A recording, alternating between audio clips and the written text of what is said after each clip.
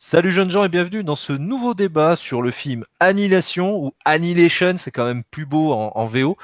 C'est un film Netflix qui dit une film Netflix dit une petite discussion entre membres de la table ronde et ce soir, bien sûr, les fidèles, les plus beaux, Andy et Liam. Comment ça va les gars? Merci. Bonsoir, quand t'as dit les fidèles, j'ai cru que t'allais parler de Fidel Castro, tu vois. Non, Les partisans de Fidel Castro, fidèles. viva la révolution. Bah, Moi, je me suis reconnu dans les plus beaux, donc merci beaucoup. Ouais, ben c'est ça. Les sympa pour absents, moi, merci Liam. les absents auront bien compris. Alors, Annihilation, film de science-fiction. Alors, pour remettre un peu dans le contexte, c'est un film qui est sorti aux États-Unis, qui est sorti en Angleterre, qui est sorti également, non, pardon, au Canada et en Chine au cinéma. C'est un film de la Paramount qui n'a pas souhaité le diffuser ailleurs. Donc, Netflix a récupéré le contenu. Donc, ce n'est pas une production Netflix, c'est un film que exploite Netflix sur sa plateforme. Et nous l'avons eu en France depuis le 12 mars. Qu'est-ce que vous avez pensé du film, les gars? Liam, je t'en prie. Bah écoute, d'un côté, je suis heureux parce que c'est vraiment un film que j'ai beaucoup apprécié. J'ai l'impression que les films que j'ai pu voir sur Netflix et dont on parle à table ronde, qualitativement, ça augmente. Après, on va tomber sur un film de la qualité de Ready Player One, ça va être sûr. Mais plus sérieusement, pour moi, c'était un très bon film de SF. Et d'un côté, je suis heureux d'avoir pu le voir, et de l'autre, je suis déçu de ne pas avoir pu le vivre en salle. Ah ouais, c'est sûr qu'en salle, ça aurait été une sacrée expérience, ouais. Andy? J'ai plutôt apprécié l'expérience, été surpris par quelques acteurs. Je m'attendais pas à les voir dedans. Il y a des acteurs que je retrouve, tu vois, parce qu'en ce moment je regarde Black Mirror et quand j'ai vu ce petit chinois, alors je sais plus comment il s'appelle, j'ai plus le nom de l'acteur. Je triche, je regarde sur internet Benedict Wong. Oui. Donc ouais, il y a quelques têtes assez connues et il me semble que s'il y a, alors j'ai pas le nom des acteurs, donc là j'annonce. Oscar Isaac? Oscar Isaac, il y a Tessa Thompson, donc, qui joue Oui. dans Thor Ragnarok, Ou Creed? euh, ou Creed également, effectivement. Nathalie Portman, il y a d'autres acteurs aussi relativement connus. On va pas tous les citer. Donc ouais, c'est déjà le casting m'a surpris. Moi, je savais pas que c'était un film qui était sorti auparavant au cinéma. Mhm. On va dire que je m'en suis douté en commençant à regarder le film et en voyant Paramount, tout ça, tu vois, au début, je me dis ah, c'est pas réellement Netflix, tu vois, il y a un truc. Et Mhm. là, tu viens de confirmer mes doutes. Et finalement, ouais, moi, je trouve que c'est une bonne surprise. Le film est assez agréable. Le seul bémol que je mettrais, c'est la FX qui est par moments un peu dégueulasse. Mais sinon, le film est plutôt pas mal et l'idée de base est intéressante et on pourra développer ça par la suite. Je vous rejoins, moi j'ai kiffé, vraiment. Je l'attendais, je m'étais vraiment chauffé là-dessus parce que le casting, parce que surtout le réalisateur, Alex Garland, qu'on avait vu aux commandes du film Ex Machina que j'avais adoré, je sais pas si vous l'avez vu. Oui. Ouais, ouais. J'ai adoré le film, j'avais vu en salle, il avait pas marché aussi, donc ça peut expliquer aussi que celui-ci ait eu beaucoup de mal à se diffuser. Moi j'ai adoré vraiment, c'est la SF que j'aime, elle est pas parfaite, je trouve même que le film est peut-être moins concis, moins maîtrisé que Ex Machina.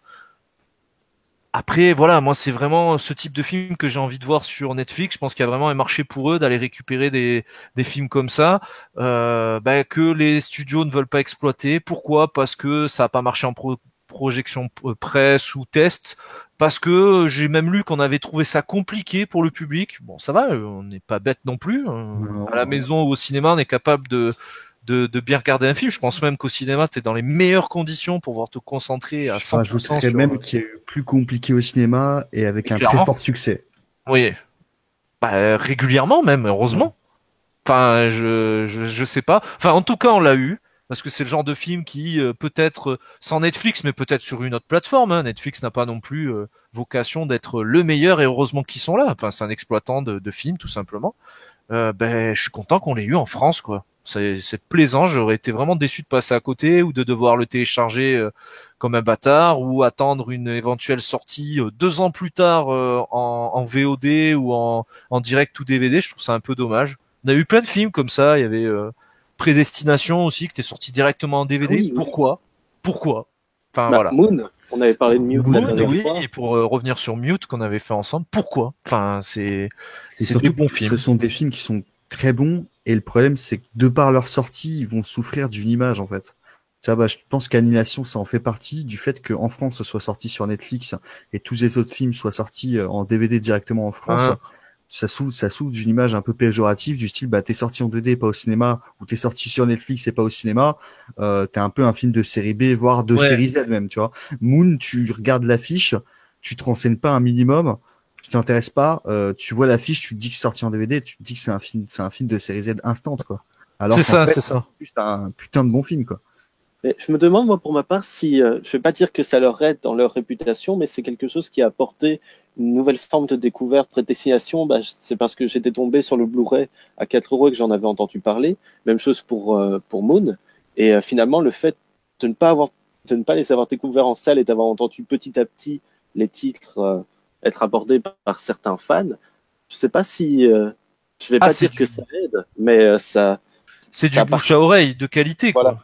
Mais le problème, Alors, c'est que le bouche à oreille remplit pas les ça budgets remplit pour pas, les films suivants, quoi, tu il y a vois. pas réellement de reconnaissance non plus, tu vois. Mhm. Par exemple, on parlait de Moon, pour faire un parallèle avec Moon et Netflix et Mute qu'on a critiqué, dont on a parlé la dernière fois, parce que j'aime pas dire critique. Euh, le problème, c'est que tu vois, moi, je suis pas persuadé, mis à part les gens qui sont cinéphiles ou qui vraiment font beaucoup au cinéma comme nous. Je suis pas persuadé que tous les gens qui consomment du cinéma sur Netflix ou au cinéma occasionnellement, ou qui consomment du cinéma pour consommer du cinéma, aient compris la référence qu'il y a dans Mute, tu vois, par exemple. Parce que le film, faut Oui, mais ça l'avoir vu c'est pour pour le les comprendre. fidèles, on va Tu vois dire. ce que je veux dire? Bah oui, mais Pour les c'est fidèles, dommage. c'est Mais pas c'est mal. dommage. C'est Oui, dommage. c'est sûr, c'est sûr. Je crois toujours en la curiosité du spectateur, qu'il soit investi ou non, qu'il regarde du cinéma pour le plaisir, pour se détendre, ou alors vraiment par passion et parce qu'il en a besoin. C'est un cinéphage, enfin voilà, à fond quoi. Je pense vraiment que moi personnellement, Moon, je l'ai découvert parce que Warcraft et j'avais vu sur Scud et je me dis mais merde, en fait il avait déjà fait un film, ce mec, faut que je le regarde. Et là, Annihilation, je connaissais aussi Ex Machina, donc du coup, c'est vrai que ça m'a donné envie. Et c'est vrai qu'aussi, la plateforme Netflix, quand je vois des films comme ça, j'ai envie de les tenter. Ceci dit, j'entends aussi qu'ils sont un peu plus médiocres sur le papier aussi. Mais bon, encore une fois, tu prends pas de risque à regarder ça chez toi à 15 euros par mois, quoi. Tant mieux pour le film, mais c'est vrai que c'est dommage. Une petite exploitation en salle, ça aurait été bien. Effectivement. Le résumé du film, ça va être bien chiant en plus. Je veux bien faire un Ah, il résumé. est chaud, Andy. Vas-y, vas-y. Résumé spoil ou un résumé Oh je pense que de toute façon c'est noté en gros dans le titre de la Oui. vidéo, spoiler à fond quoi. Donc on va suivre Nathalie Portman. Alors je me souviens plus du nom qu'elle a dans le film. Je retriche encore une fois. Lena.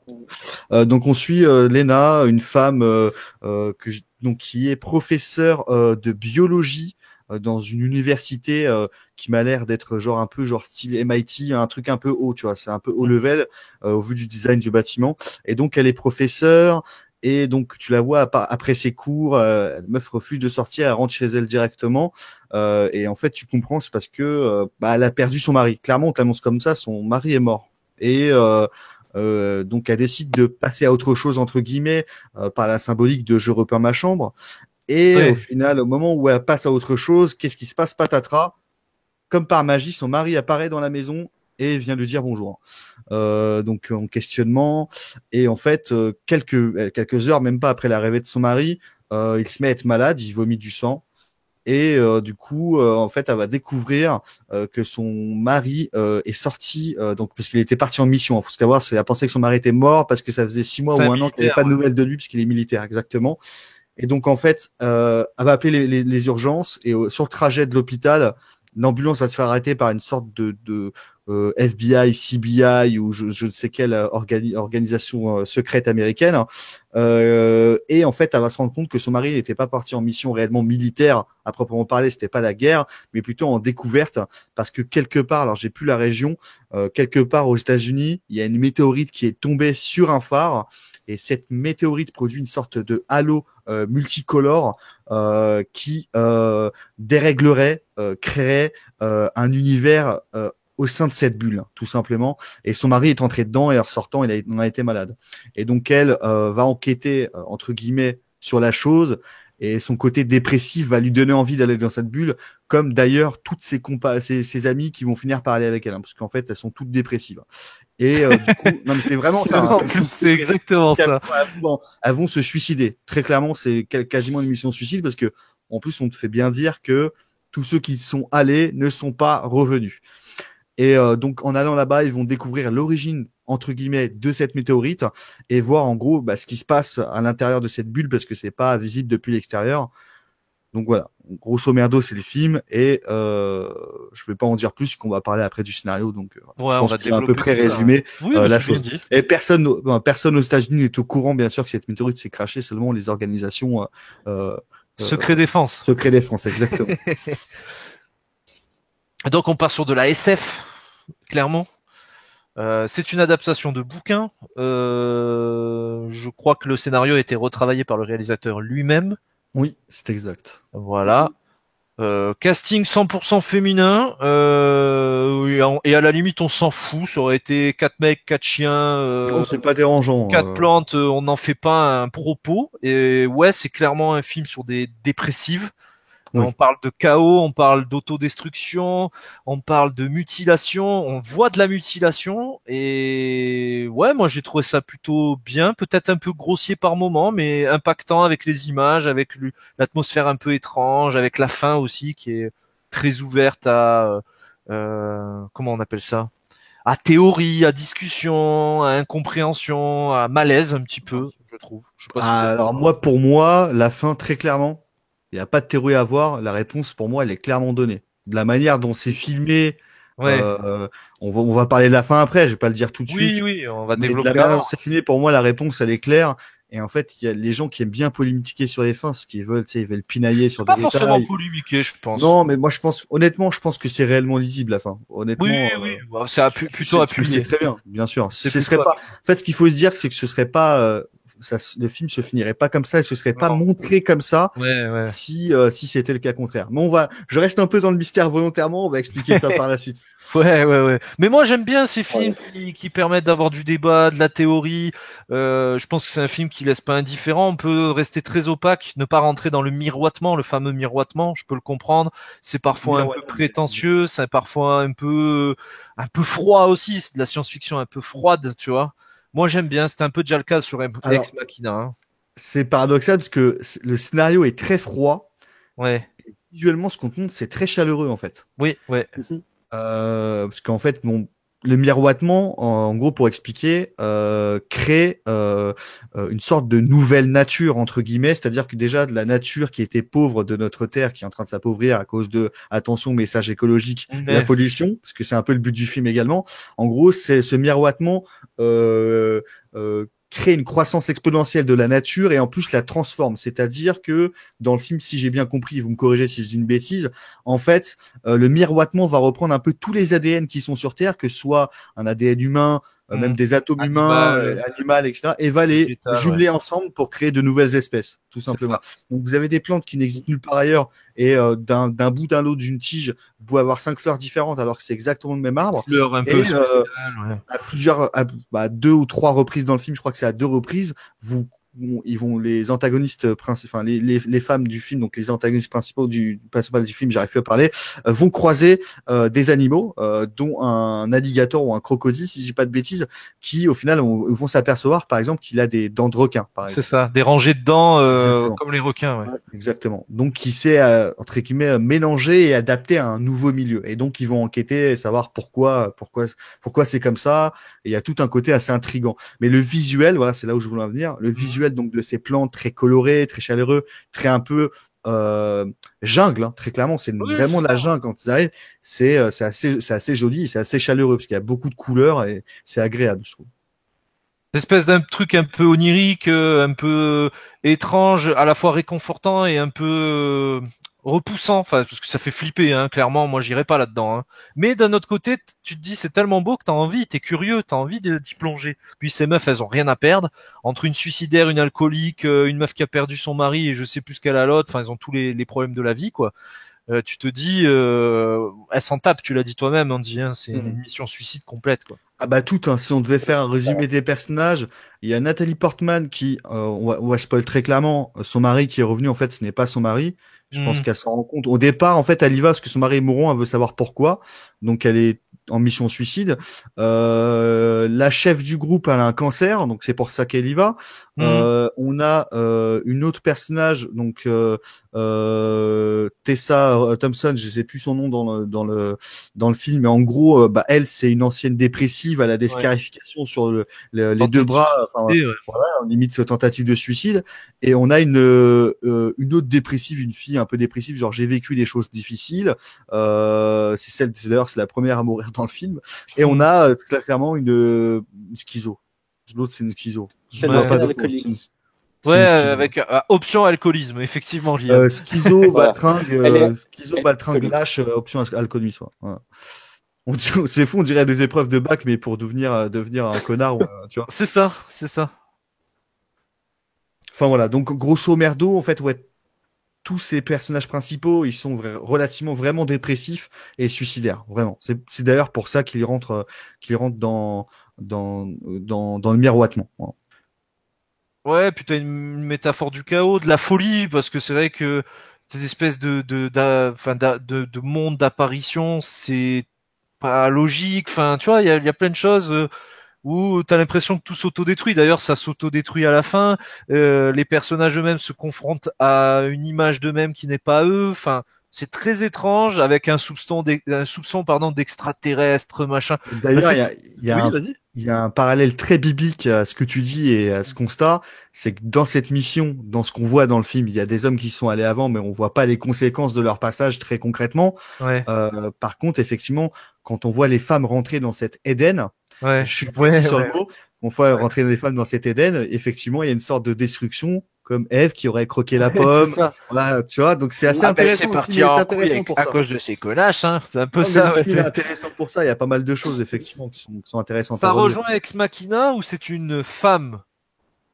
certes robot, qui fait que tout part en couille au final. Et C'est vrai, encore, c'est aussi de la faute des hommes dedans. C'est surtout la bien faute sûr, des hommes. Mais bien c'est sûr. la femme qui va déclencher le chaos dans la terreur qui régnait dans l'appartement de Oscar Isaac, qui déjà était dans Ex Machina. Il y a beaucoup de points communs avec Ex Machina. J'ai pas pu m'empêcher de comparer. Est-ce science-fiction, le côté un peu malaisant, il y a tout, attractif. T'avais Alexia Vikander qui faisait le robot, si je dis pas de bêtises, qui était à Oui. la fois très belle, mais c'était un robot, donc tu voyais des rouages, tu voyais à travers sa peau, son crâne, tu voyais Oscar Isaac avec des femmes objets sexuels qui à qui pouvait changer la peau, les machins. Enfin bon, tu sais, c'est un truc vraiment entre le sensuel et le très dégueulasse en fait. Donc c'est des sentiments assez étranges et je trouve que le film on le ressent beaucoup, surtout sur le final. Il y a un rapport au corps, notamment quand il croise cette espèce d'entité extraterrestre à la fin où tu te dis waouh, c'est elle, c'est pas elle, il reproduit ses mouvements. T'as envie de regarder, mais tu te sens pas bien, c'est un peu fort, vous m'aurez compris. Mais quand t'es pris d'empathie pour les personnages, surtout pour Nathalie Portman, forcément, bah, c'est très étrange comme sensation. Et moi, j'ai beaucoup aimé. C'est peut-être ce que j'ai préféré dans le film, en fait. Ce côté malaisant, léger malaise que tu peux ressentir. Le plus malaise pour moi, Mais c'est en un. fait, Je t'en prie, Liam, excuse-moi, je parle depuis tout à l'heure, vas-y. non, en fait, c'est vrai que ça, le côté entre guillemets merveilleux du décor, ça apporte une menace sourde.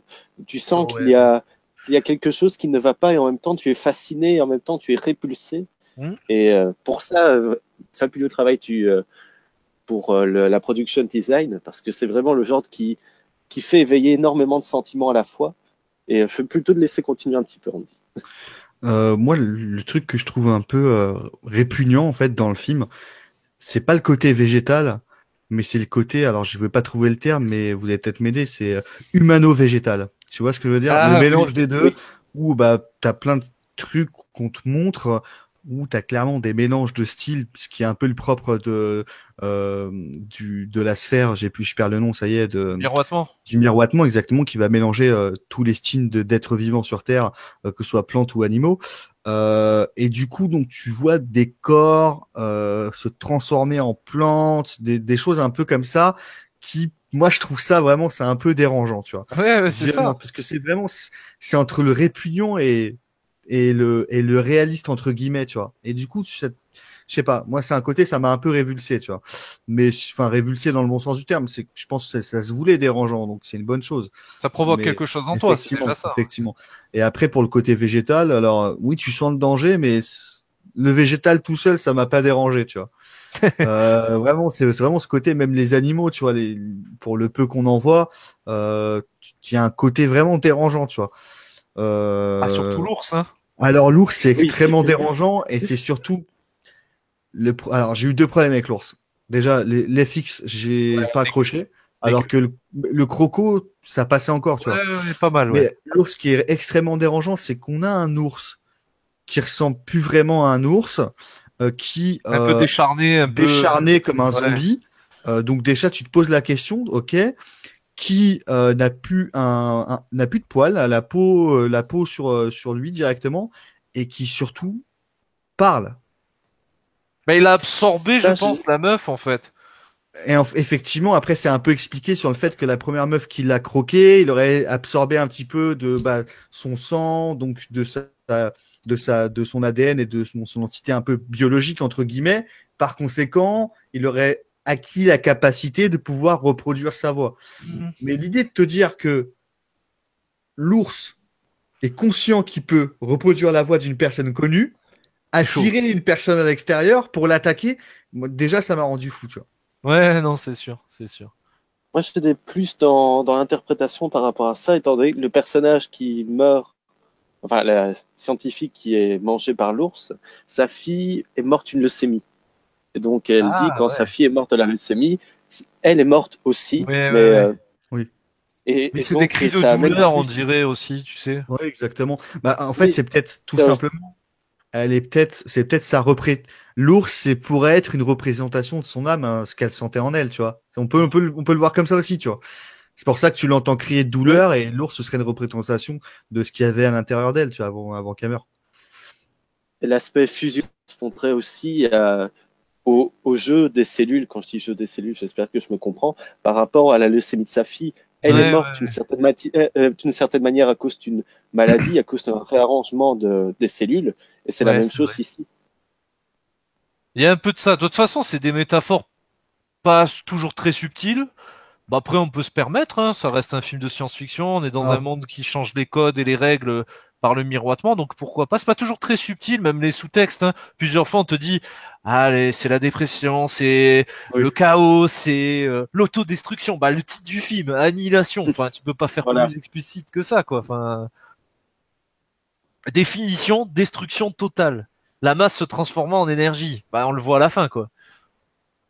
Bah, moi, je parlerais même d'entropie. Si je me souviens bien de la définition d'entropie, c'est un glissement vers le néant et la destruction. Et c'est ce qui arrive avec les personnages. Ils sont tous dans une phase d'autodestruction et se laissent tous glisser Au vers sens le propre vide, comme vers la mort. figuré. Mais Ouais. ce qui est paradoxal, Voilà. c'est que la nature autour, c'est pas une annihilation qu'elle subit, tu vois.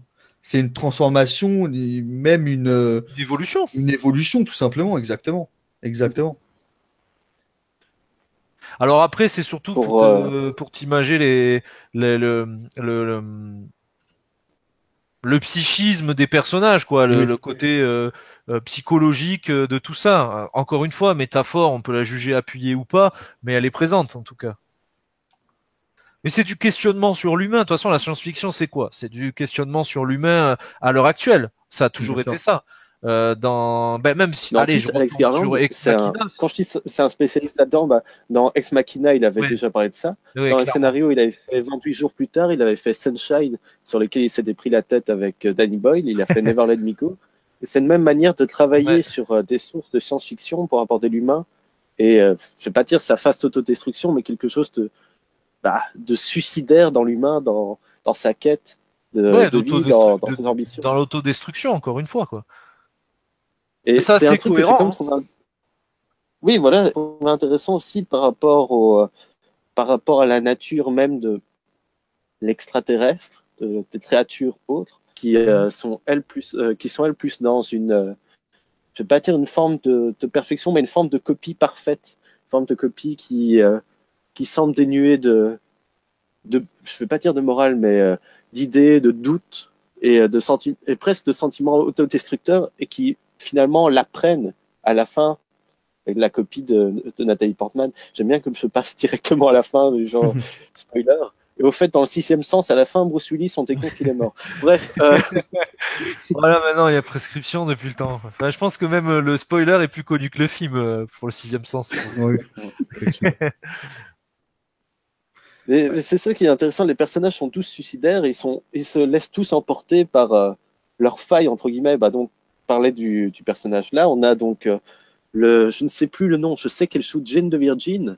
Oui, mais je ne sais plus le nom du personnage. C'est Anya, je pense, celle qui se fait manger par l'ours. Elle a un comportement qui est désillusoire, comme si elle était sous l'emprise de quelque chose. Celle qui est par l'ours en première ou celle qui se fait arracher la mâchoire. Ah oui, oui. Ah bah c'est Gina Rodriguez. Voilà. Et c'est Anya Torrance. Ils n'ont pas pu avoir Michel, donc ils ont pris Gina. Ouais.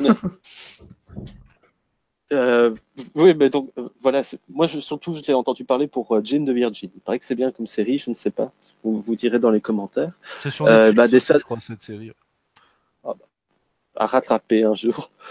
Tessa Thompson qui se laisse aller à la mort. D'ailleurs, j'aime bien la phrase qu'elle a quand elle parle. Elle veut se confronter. Toi, tu veux l'affronter. Et moi, je préfère aucune de ces solutions et qu'elle préfère se laisser mourir de manière symbolique. On la voit même plus. Elle disparaît littéralement. Et la scientifique jouée par Jennifer Jason Leigh, qui elle se laisse détruire par les cellules aussi. On est dans quelque chose.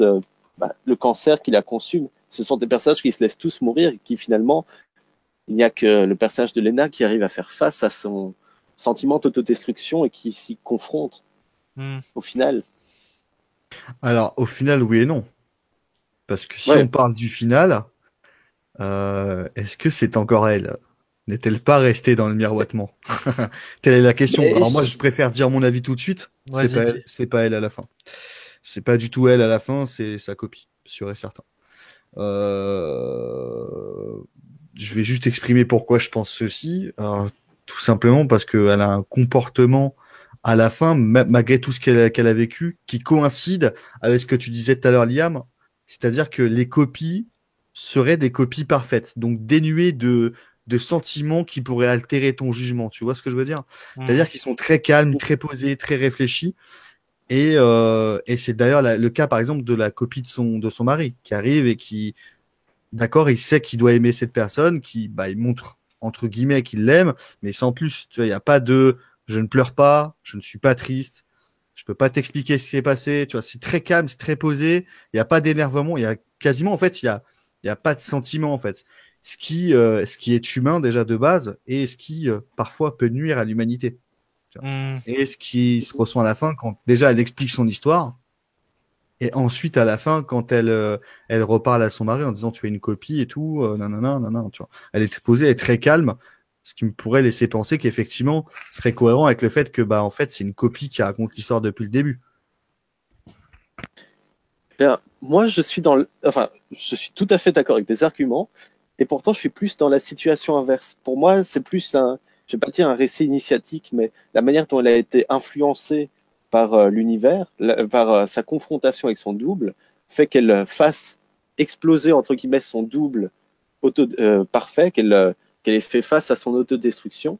Pour moi, c'est quelque chose qui l'a bouleversée, qui l'a finalement amené vers un état, je vais pas dire d'abaissement, mais quelque chose plus réfléchi, et qui finalement, le fait que l'univers l'ait modifié dans sa façon de penser, dans son corps. Il y a le tatouage qui a pas un tatouage en forme d'infini, je pense. C'est oui. Je sais plus si vous voyez. Il y a le signe de l'infini sur le bras alors qu'elle l'avait pas initialement, effectivement. Au début, en fait, tu vois bien qu'elle se gratte le bras, il y a un truc qui lui gratte et quand elle revient, elle a un tatouage, effectivement. Mais j'avoue que j'étais plus sûr si c'était l'infini ou non. Mais bref, pour moi, c'est justement, elle a été motifiée par cela, mais finalement, elle a accepté, par sa confrontation à cet univers, par cette confrontation à cette forme d'enfer, elle arrive à trouver un apaisement. D'ailleurs, il y a la scène où elle voit les deux serres modifiées. Pour moi, c'est le fait qu'on puisse vivre en se confrontant à un univers qui met face à ses propres erreurs, à sa propre autodestruction, à sa propre annihilation. Voilà, je balance le titre. Donc, pour moi, c'est elle, mais en même temps, non. C'est pour ça qu'elle répond pas, je ne suis pas elle, et qu'elle ne répond pas non plus, non, je suis Lena. Elle est de face à un sentiment de doute parce que elle est elle, et en même temps, non. Est-ce que moi j'ai envie d'être comme Liam plus que comme toi, Andy, en fait, sur la fin. J'aime l'idée de me dire que, en fait, pour moi, cette meuf, et même les autres meufs, mais surtout elle, c'est des grosses connasses, en fait. Mais vraiment, et c'est pas méchant, parce que je me dis, on est tous un peu des connards, au fond, tu vois. Ouais. C'est ce qui nous rend terriblement humains, mais moi, j'ai envie de croire à ça, en fait. C'est que je pense qu'à la fin, lui, en fait, quand il est confronté à son double, à la fin, carrément, il se suicide, le mec. Oui. Il prend c'est quoi, une grenade au phosphate, ou je sais plus quoi, au phosphore, je sais plus, enfin bon, vous m'avez Oh, compris. phosphore. Oui, phosphate, c'est autre chose. Ouais. Mais dans l'idée, il se suicide parce que c'est trop complexe pour son esprit, peut-être, d'accepter l'évolution, l'annihilation, enfin tout ça, en fait, un changement. Surtout pour peut-être un gars qui doit se dire, on y va par la force, on fait ce qu'on a à faire et on se casse et puis basta. Très binaire, très humain, très animal. Là, elle, je me dis, c'est une biologiste. Je crois que dans le film, elle parle beaucoup de ça, de son rapport au temps, à la vie, à la mort, à l'évolution. Et elle se fait presque, moi j'ai vu comme ça, par une espèce de viol, par son espèce de double Bien sûr. extraterrestre. Comme si pendant ce viol, elle a quand même résisté, elle s'est pas laissé faire, alors que lui, il s'est laissé faire, c'est carrément suicidé. C'est tellement gros pour lui que la bestiole n'a pas eu le temps de l'approcher. Elle s'est confrontée, elle a vu que c'était très bizarre, que c'était très dur et c'était très violent, je pense, psychologiquement et physiquement. Mais de ce viol, on va dire ça comme ça, génétique, je sais pas si je le dis bien et je m'en excuse si c'est un peu maladroit, j'ai l'impression qu'elle est devenue supérieure et dans un élan d'égoïsme, elle a survécu. Elle retourne avec le double, la version extraterrestre et améliorée de son mari, et qu'au final, elle a tellement été triste, seule, même si elle avait un amant, même si elle a essayé de reconstruire des choses, elle a jamais réussi à évoluer et à avancer, qu'elle se contente de se dire, je vais rester avec le double. En plus, je suis encore plus balèze que j'étais à la base, et ça rejoint encore Ex Machina, où à la fin, le personnage donc de ce robot d'Alexia Vikander, c'est un robot connard un petit peu, parce que il bute un humain elle laisse mourir un humain qui lui avait rien fait, elle tue son tortionnaire, donc pourquoi pas, elle a le droit, hein, c'est un esprit de vengeance, là aussi c'est terriblement humain, et au final, elle fait sa vie et rien à foutre des conséquences. Et c'est un petit peu ce que m'a fait penser la fin. Donc j'aime bien l'idée de Liam de me dire, c'est elle, mais c'est pas elle. En gros, c'est une version améliorée d'elle et surtout qui prend le positif et qui s'est auto-détruit avec ses défauts et ses souffrances et qui maintenant, elle est tranquille, quoi. En gros. C'est surtout que, alors, c'est peut-être elle mais pas elle, mais il y a un paramètre en fait qui me fait penser que c'est soit, comme vous le dites, pour moi c'est la copie quasiment sûre, ou sinon ce n'est plus elle. C'est-à-dire que c'est bien le Ouais. même corps, mais physiquement, même biologiquement, c'est plus la même personne. Déjà, on te montre bien dans le film que même une personne dont toi et moi on rentre dans le. Putain, je vais pas Dans le retenir miroitement. le miroitement. Merci, merci. Heureusement que tu es là, Anthony. Dans le miroitement, tu as une scène où, par exemple, les militaires, le mec il dit ouais, je sens que ça bouge dans mon ventre et Ah tout. oui. Ah, c'est Tout dégueulasse. Ouais. speed, tu vois, ça bouge et tout. En fait, vraiment, il y a une transformation, tu vois, de Oui, la c'est ça. personne. Et psychiquement, il le supporte pas, tu vois. Est-ce que elle, par hasard, moi, les deux options, de toute manière, pour moi, c'est pour ça que je dis que c'est plus elle du tout. Et moi, Mhm. j'étais tenté de dire que c'était la copie, mais c'est vrai que votre côté, c'est pas bête non plus. Mais soit c'est la copie, soit en fait, c'est tout simplement plus elle. Elle s'est transformée pour adopter l'environnement dans lequel elle vivait, tu vois. C'est peut-être un mélange de plusieurs personnages aussi. C'est probable également. C'est probable également. Après, voilà, c'est pour ça que le film finit comme ça. C'est pour tenter de te faire réfléchir C'est également. tout l'intérêt aussi, c'est ça Bien qui est sûr. aussi intéressant. C'est pour ça que j'aime bien le côté théorie, discussion. Ça peut créer du débat dans le bon sens du terme, bien entendu. Hein, si c'est pour dire vous avez tort et moi j'ai raison, ça sert à rien. Mais dans l'idée de se dire entre mecs qui ont vu le film, il y en a qui vont peut-être le revoir, qui vont chercher les détails. Et ça se trouve le réalisateur il a laissé des coquilles, il s'est trompé ou quoi, mais c'est pas grave. Au moins il a provoqué quelque chose. Je trouve ça intéressant et au moins ça met de la discussion. voilà, il y a quelque chose avec ce film. Après, on peut aimer, on ne peut ne pas aimer la forme, le côté un peu prétentieux, un peu froid. Il y a peut-être même mieux en film de SF, mais au moins il y a Bien quelque sûr. chose. Surtout sur le Ouais. catalogue Netflix, ça fait Bien plaisir, quoi. Et même, on parle de froid et prétentieux, et sans vouloir dénigrer Ex Machina, que j'ai beaucoup apprécié, Mhm. enfin, je peux même dire j'ai beaucoup adoré, je le trouve faussement chaleureux. Dans la manière, c'est justement dans son visuel, il y a quelque chose de plus lumineux, plus accrocheur, et en même temps, bah, au vu de ce qui est raconté, au vu de certaines scènes, l'ours, j'avoue que j'ai laissé de côté les effets spéciaux et que j'ai plutôt embrassé les cauchemars que j'ai eu grâce à cette magnifique créature. Mais, euh, mais donc c'est faussement comme si ça cherchait à apaiser vers la fin. Je sais pas si j'arrive à me faire comprendre, mais je trouvais que par rapport à Ex Machina, que je vais pas dire plus mécanique, mais moins vivant entre guillemets, ce qui était logique pour Ex Machina. Oui, oui, c'est un Et robot. Oui. ici, je le trouve plus humain et donc plus chaleureux d'une certaine manière, mais d'un autre côté, c'est une fausse chaleur bah, qui rend le tout encore le plus amer encore. Voilà. Je Ouais, c'est m'éterre dans ça. mes phrases. L'amertume, t'as raison, c'est un peu ça. Par contre, Après, j'ai une oui, toute. vas-y. Oh, non, vas-y. Non, Non, toi non, d'abord. je voulais juste dire, après, on est dans un monde où il faut aussi, toi, spectateur, que tu assumes le fait que bah, tout peut être modifié, en fait. Passer le Effectivement. miroitement, déjà, on te fait comprendre que tu perds la notion de temps. Parce que les meufs, elles se réveillent, elles sortent de leur tente 2 secondes après, enfin, il y a une espèce de coupure, voilà, fondu, une connerie, voilà, boum, elles se réveillent, et ah, mais les appareils marchent pas, donc il n'y a plus rien pour mesurer quoi que ce soit, et elles te disent, ouais, ça fait bien 3 4 jours qu'on dort, machin. Putain, c'est bizarre. Bon, pourquoi pas? Allez, c'est étrange. Allez, mettons-nous dedans. Après, t'as les créatures, t'as la nature, t'as la vidéo où on te montre ce militaire qui sent son corps se modifier et bouger tout seul. Enfin, les boyaux dans tous les sens, machin. On retrouve le cadavre de ce militaire complètement éclaté contre un mur, Fusionné en fusionné avec plantes bizarres, ouais, moisies. ouais, avec du vert, du violet. C'est très joli et à la fois dégueulasse en fait. Ouais. Encore une fois, ça renforce, c'est une image un peu choc. Moi, ça m'a beaucoup plu.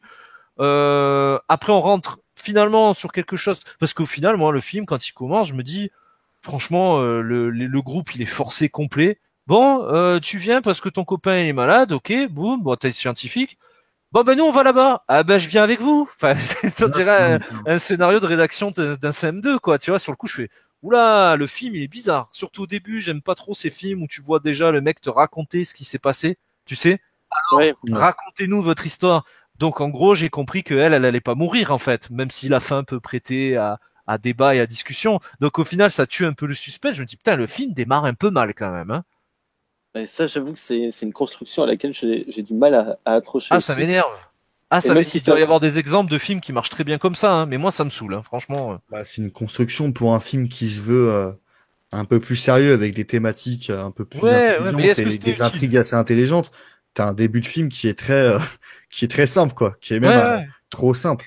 C'est beaucoup Même trop. l'équipe, tu les vois rentrer avec leurs 4 mitraillettes, machin. Alors j'ai Allô, encore, on est 5 femmes avec des M16, on va ouais, rentrer dans les miroitements. bon, j'ai lu des mais conneries comme quoi, ah, mais pourquoi elles mettent pas un casque? C'est aussi débile qu'Alien Convenante. On s'en branle, elles rentrent dedans, c'est psychologique et tu le comprends après. C'est Pourquoi surtout mettre ça. pas un casque? C'est-à-dire par rapport à quoi? Ouais, L'oxygène?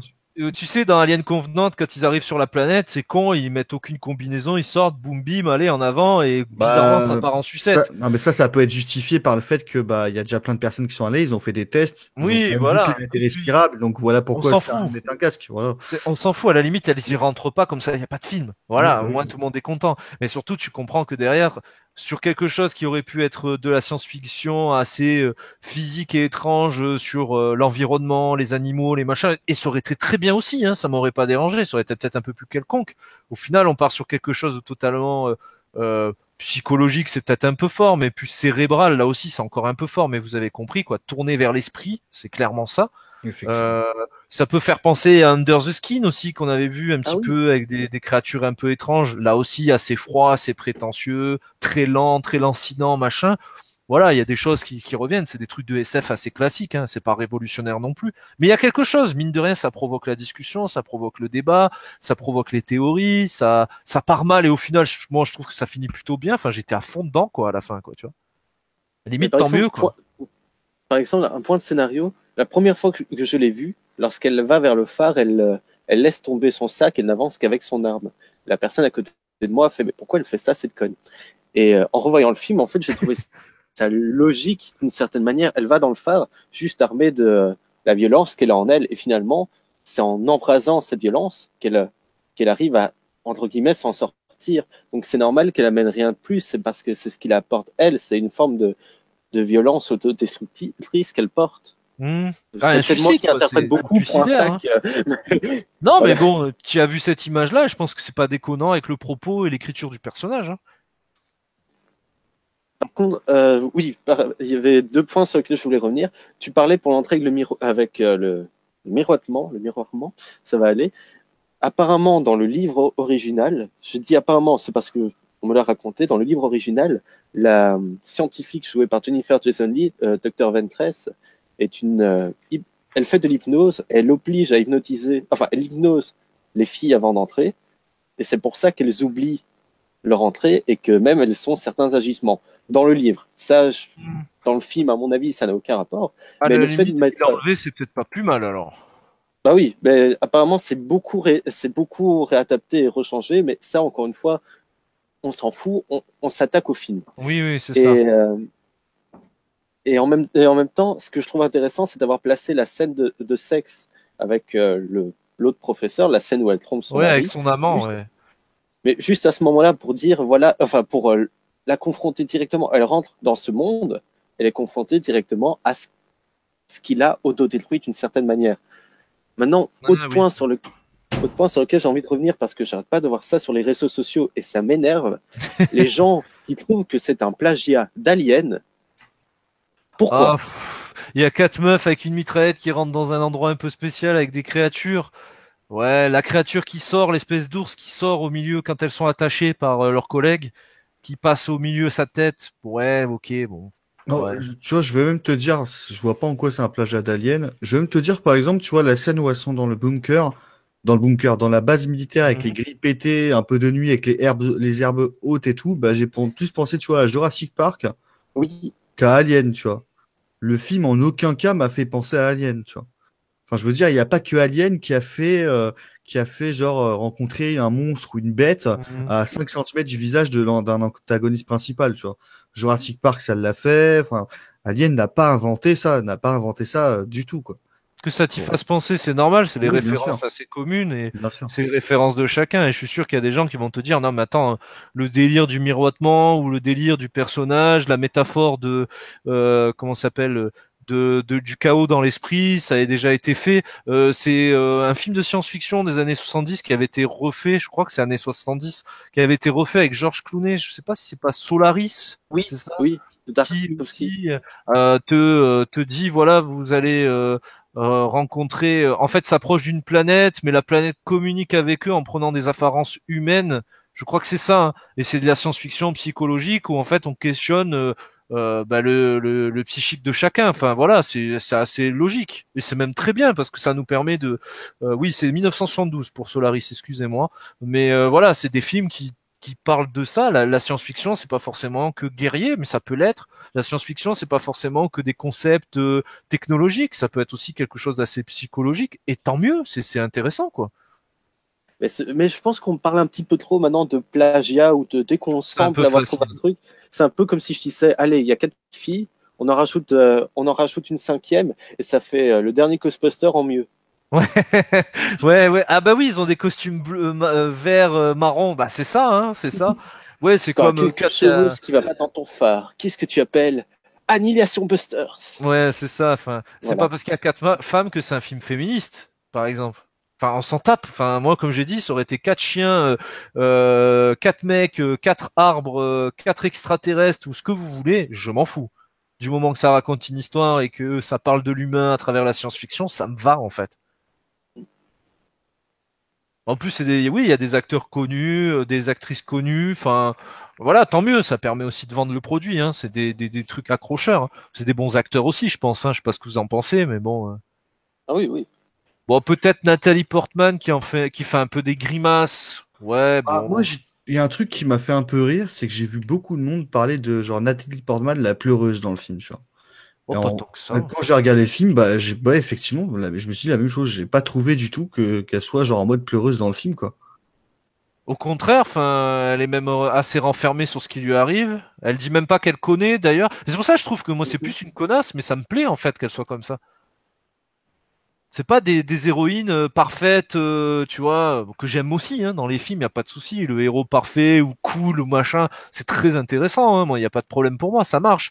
Bah là, c'est juste, bah, elle cache les choses, elle dit pas tout à ses collègues. Enfin, il y a une forme d'égoïsme sur la fin. Enfin, moi, j'y vois beaucoup de trucs comme ça. Elle a trompé son mari, mais tu te dis, ben ouais, elle le croyait mort, elle refait sa vie. Enfin, au bout d'un moment, elle avance. Et encore, elle avance mal, elle la refait mal. Donc bon, il y a rien de choquant non plus. Enfin, elle est humaine en fait. Je Bon. trouve que ça passe quoi. Oui, oui. Mais c'est ça qui rend intéressant. C'est pas un parangon de moralité qui, elle est parfaite, c'est une sainte, etc. C'est ce que tu dis. En fait, c'est ce qui fait les failles. C'est les failles qui rendent les personnages plus Bien sûr. intéressants. Moi, ce qui me faisait un peu peur par rapport au jeu de Nathalie Portman, c'était au début. J'avais peur qu'elle reste tout le temps dans cet aspect assez froid, parce que j'ai cet a priori, que je Mhm. sais pas d'où ça m'est venu, mais elle rentre dans une certaine froideur dans ses interprétations récemment. Parce que pourtant, je sais que j'ai tort, voilà. Ouais, en Mais tout cas, c'est il y ce a que ça te fait ressentir à toi quoi, par rapport à ouais, elle. mais là, il y a quelque chose de justement de vivant, et, sauf dans les scènes flash forward où elle raconte son histoire, où évidemment elle est un peu plus froide, mais c'est logique. Voilà, je trouve justement elle a des nuances dans son jeu, Bien sûr. même, même le casting en général, c'est faillible. Voilà, tu sens la faillibilité, ça va aller, des personnages derrière. Mhm. Tu sens leur Ouais, ils sont imperfection. terriblement humains et c'était déjà le cas sur Ex Machina et c'est intéressant et c'est des bons personnages bien écrits quoi. Quand tu vois ça, tu sais que bah, tu peux en plus plus facilement te projeter en eux parce que ils sont comme toi, ils ont des défauts quoi. Alors, à moins qu'on soit tous dépressifs, quand même, il y a. Ouais non mais je veux dire moi j'ai pas connu et tant mieux pour moi d'événements de ce type, de disparition, de d'amour déchu. J'ai pas été malade et tant mieux pour moi le plus longtemps possible. Mais c'est quelque chose que tu peux malheureusement rencontrer dans ta vie. Et même si tu les as pas connus et que t'es pas dépressif, tu peux ressentir les émotions comme une éponge, l'empathie et Alors, de te dire ça marche quoi. Je me projette en eux quoi. je suis entièrement d'accord avec toi, mais moi, ce qui me bloque, c'est qu'en fait, il y a tous les personnages, toutes les quatre, les cinq nanas, elles Ouais sont pareilles, en fait. Enfin, c'est genre, on a tous vécu des trucs difficiles, on est tous pas bien, ouais je vois. tu vois. C'est ce côté un peu dérangeant, tu vois. C'est là Peut-être où, que c'est un trop plein pour toi parce qu'il y a 4-5 meufs qui avec le même, bah, enfin le les mêmes problème, difficultés quoi. c'est qu'à à l'heure où les films les filles, ce qui est tout à fait normal, hein, revendiquent l'égalité, des choses comme ça, qu'on te mette un film avec cinq nanas qui sont genre bah, l'archétype même de la femme fragile, je trouve ça Tu les trouves dommage. fragiles toi? Moi, toutes, hein, toutes sans exception, elles Ah sont très fragiles, bien sûr. Bah déjà, à part Nathalie Portman, parce que c'est l'héroïne et elle ouais. réussit entre guillemets à la fin. Mais sinon, en fait, pour moi, oui, elles sont toutes montrées comme étant fragiles en fait. T'as l'autre qui se scarifie, bah, qui clairement Ouais, renonce à cette forme de vie et se transforme en plante. ouais, c'est C'est vrai, ouais, ouais. donc elle renonce à la vie, hein, très clairement. C'est une forme, tu peux monter, c'est un suicide déguisé pour moi. Hein. T'as Oui, oui, oui, oui, c'est clair. non mais vraiment, t'as l'autre qui bah t'inquiète, moi aussi j'ai souffert, t'attaques, ma fille est morte du Ouais, blâme. ouais. Elle montre pas non plus, elle montre pas une force extraordinaire. T'as celle qui pourrait paraître la plus forte au final, bah en fait c'est juste une personne qui a peur et qui a tellement peur, bah qui est prête à tout pour sauver sa peau, même à trahir ses amis ou à se faire des idées sur tel et tel sujet. celle qui se fait casser Ouais, la bouche à la oui. fin. Limite, elle est influençable par elle-même, quoi. C'est. T'as l'autre qui est tellement apeuré par la mort en elle-même et par son cancer, qui en oublie sa mission première, à savoir découvrir en fait ce qui se passe, parce qu'en fait, comme elle allait mourir, elle s'en foutait, mais au final, elle le fait même pas. Et en fait, c'est comme si à la fin, pour moi, la symbolique, c'est comme si elle était consumée par sa peur et son cancer. Tu vois. Ouais, c'est ça, c'est ça. Tu vois, et au final, t'as pas un de ces personnages qui fait quelque chose qui te montre qu'il est fort, tu vois. Même Nathalie Portman qui tire, genre, parce qu'elle a été militaire. Ouais, ouais. Voilà, quoi, c'est pas, C'est surtout pour justifier qu'elle s'est tirée, en fait, je ouais, pense. voilà. Tout Mais moi, va ça bien. m'a pas dérangé, parce que c'est justement ça qui m'a plu, c'est que bah, j'avais pas besoin d'héroïsme, en fait. Je voulais juste comprendre pourquoi on était là-dedans. Ok, j'ai vu les métaphores, elles sont loin d'être subtiles, mais ces personnages-là, terriblement dépressifs, usés, peut-être même, je les trouve franchement, comme je te dis, c'est des connasses, hein. Mais j'arrive quand même à me projeter en eux, et c'est ça que je trouve intéressant, et surtout leur perte de repères, que t'as toi aussi parce que tu veux comprendre ce qui se passe dans ce bordel en fait. Bah, je trouve ça pas mal en fait. Moi ça m'accroche personnellement, tu vois. Bah, moi, justement, je trouve que la nature de tes personnages, ça souligne l'aspect fataliste du voyage, et Mhm. en même temps, ça appuie mon point de vue sur Lena qui arrive à s'en sortir entre guillemets, sur le fait que, au vu au vu de la nature du décor qui pousse à la mort, au suicide, bah, à l'annihilation par n'importe quel moyen, Mhm.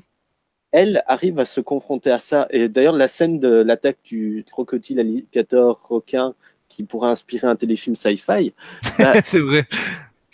je trouve que ça annonce déjà le truc. Il y a le personnage de Tessa Thompson qui se fait attaquer. Je vais pas dire qu'elle se laisse faire, mais qui réagit peu.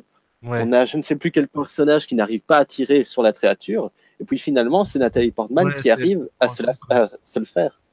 C'est parce bizarrement qu'elle c'est a, elle elle, qui survit ou pas à la fin. oui, alors soit tu peux faire la lecture cynique, ouais, c'est parce que c'est Nathalie Portman, Ouais, c'est c'est elle qui rapporte les l'héroïne sous, quoi. ou tu fais, bah, enfin, en même temps, c'est logique. Je sais plus dans quel débat on parlait de ça, l'aspect, les personnages secondaires qui appuient surtout le personnage principal. Mais pour moi, on est dans cette même logique narrative. Oui, oui, c'est classique, hein. Il y a rien de surprenant là-dedans et ça reste efficace. Alors après, oui, après il faut aussi jouer le jeu quand tu regardes le film de te dire. Ouais, de toute façon, on te le dit clairement au début, elle te dit j'explique ma mission. Donc on sait très bien qu'elle est pas morte. Enfin, elle est pas morte. Que à la fin, elle est là pour te la raconter. Donc il y a pas le danger, tu ressens pas trop de danger pour elle au final. À Sauf part quand à la peut-être fin, sur la fin. Oui, sauf à quand à la part fin, tu oui. découvres que tout ça n'était qu'un rêve et qu'elle était au Texas, au Kansas. J'ai raté Et ma c'était référence. dans un rêve parallèle, Ouais, surtout, il y a un dans un truc monde parallèle. pour reparler de la fin, ce que je trouve très intéressant, c'est ce côté double. On pourrait parler d'un Némésis maléfique, mais moi, en fait, j'ai plutôt vu une référence à un côté Peter Pan. Tu te bats contre ton ombre. Ah oui. Tu vois ce que je veux dire? Ouais, ouais, Oui. ouais. Un côté ton ombre qui est difforme, tu vois, dans le côté un peu obscur de toi-même et ce côté un peu Peter Pan également, Ton qui m'a reflet beaucoup plu, aussi. quoi. Ton reflet, exactement. Miroitement, miroir, enfin voilà, miroir déformant après peut-être. Ça, c'est autre chose, mais. Effectivement. Et Et par contre, le design de la bête à la fin du monstre, est très, je l'ai trouvé alors dérangeant, mais c'est voulu. Et Hmm. justement, je l'ai trouvé assez intéressant, tu vois. Mais Et c'est sur la fin, je sais pas vous, mais moi j'étais totalement captivé par l'image quoi. J'étais là Ouais. devant ah mon oui, écran, tu sais l'espèce de petit pas de frisson, ça encore un peu, t'as l'impression que j'ai vu le plus grand film de tous les temps. Mais vous m'avez compris quoi, vraiment Ouais. t'es c'est épidermique, t'es devant le film, t'es là, je l'ai regardé avec ma copine, je suis là, mais qu'est-ce que c'est, mais qu'est-ce qui se passe, tu vois. Limite on était avec Nathalie Portman. C'est en ça que pour moi le film marche bien quoi, tu vois.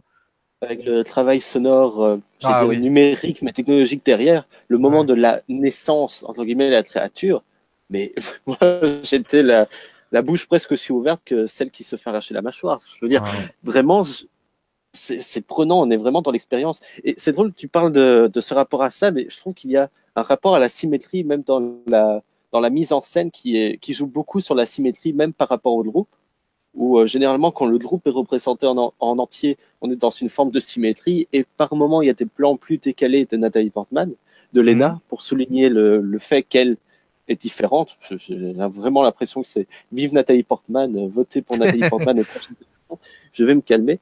Mais que même lors de cette confrontation, le fait de donner des coups, ça n'aide pas parce que tu te prends les mêmes coups en retour, mais c'est justement confrontant à ça, mais sans armes, ni haine, ni violence. T'es face à... Allez. T'es face à toi-même, quoi. Voilà, tu es face à tes propres erreurs et finalement, c'est en te confrontant à ça, en les acceptant d'une certaine manière, mais en n'hésitant pas à se confronter, que tu arrives à te sauver d'une certaine manière. Il est limpide, hein, le réalisateur. Hein. Il te le dit dès le début. Il utilise les mots dépression, chaos, destruction, suicide. Enfin voilà, vous m'avez compris quoi. Il te le montre et il y a du sang, il y a de la violence, il y a des cris, il y a des mauvaises actions. Enfin, il est très limpide dans ses métaphores, dans tout ce qu'il a à faire quoi. C'est pour ça que je le trouve pas non plus ultra complexe en fait. Faut se projeter dedans, ça c'est sûr, mais c'est pas non plus un truc où tu te manges le cerveau. Peut-être la fin forcément, parce que t'es là, t'es chopé, t'es pris sur le vif quoi. Mais maintenant, selon moi, il faudrait comme juger à partir de quand un film est trop compliqué. Oui, il y a ça aussi. Ah bah c'est sûr que c'est autre chose que Pom Pom il est gentil, il est méchant et on se bat à la fin et on est tous copains. Ah bah oui, ça c'est sûr que c'est pas ça. Oui. C'est très bien aussi, hein, mais bon oui, il faut un peu peut-être varier les plaisirs. Il y a beaucoup plus complexe que ça. Hein. Heureusement, hein, enfin.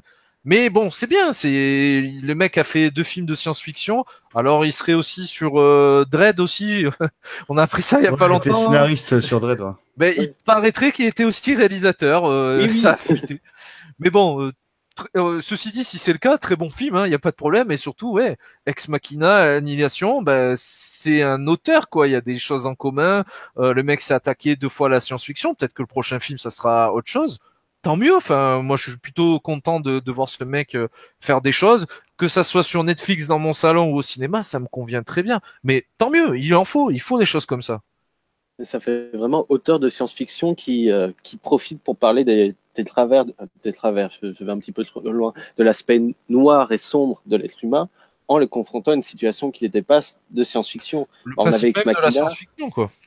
Bah oui, mais Ex Machina, je parlais tantôt quand il avait écrit pour 28 jours plus tard, pour Never Let Me Go, pour Oui, c'est un Sunshine. style qui lui plaît, ouais, ça c'est sûr.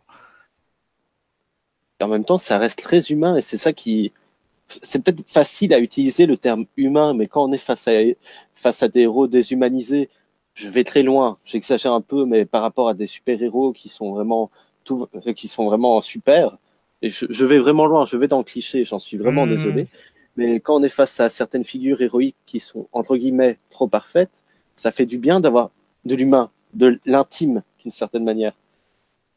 Alors, on te le fait aussi sur le super-héros, mais peut-être pas, Oui, mais... pas autant.